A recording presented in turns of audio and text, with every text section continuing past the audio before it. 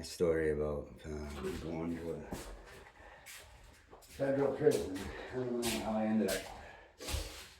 It was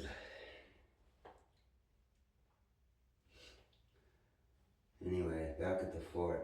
Back in those days, it's one of my first stories. I remember that. When I was in high school, and they used to have parties at the fort. I worked for this guy, Dave Dutch. He was a Hell's Angel. He used to have biker parties at his garage.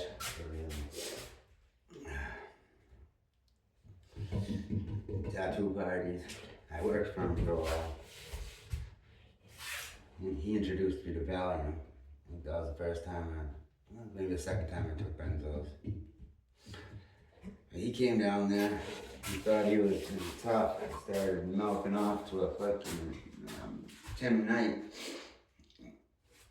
who was back from leave from the Army or Navy, I'm not sure which one. And Tim Knight beat the brakes off of Dave Dutch. And I felt bad for him. I think Mike Gravel might have jumped in and started punching Dave Dutch while he was on the ground.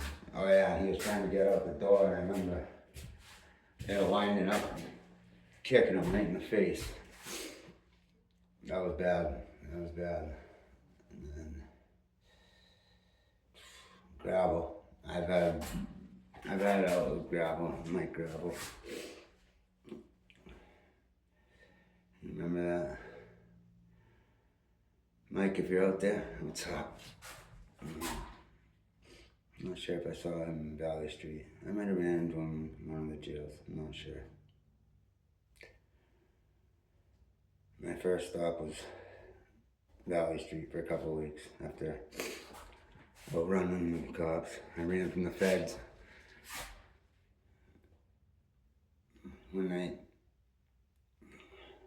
actually it was in the morning, we were going down to Fitchburg to buy some drugs.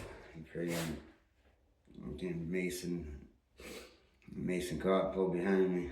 I had this kid Chris with me, my brother. I had a little Honda and put that thing to the floor.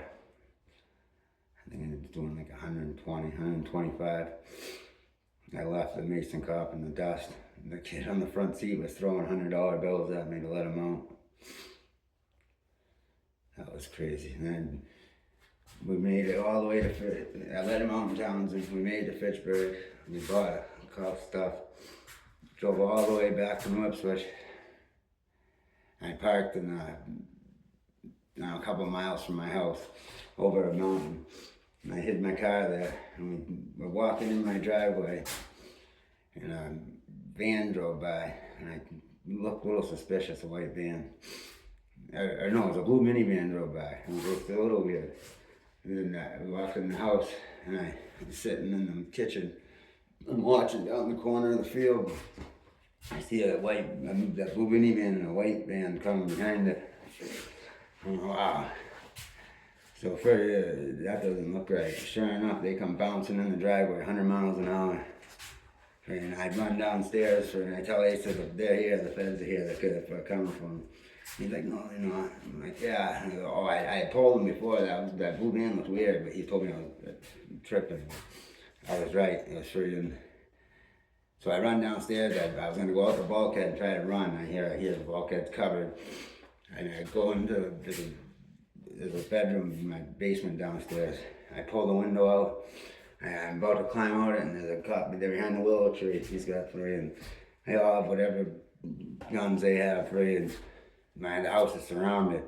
I'm going, fuck, I'm done. I'm down. Yeah, we had Rottweilers upstairs, they're going nuts.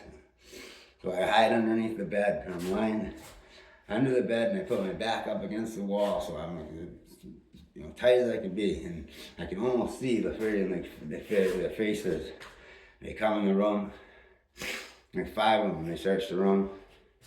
They come in there 2 times. They don't find me. They just stick their hand down. It hit me. I can't believe they don't find me. But they're upstairs yelling at my brother, like, you see him, you call us. They gotta take our card. And my brother, I'm not taking your card. I'm not calling him. He held it down. Fucking. that was the first night. The next, I got away the first day, after I was out on bail for my charges, which I'll get to.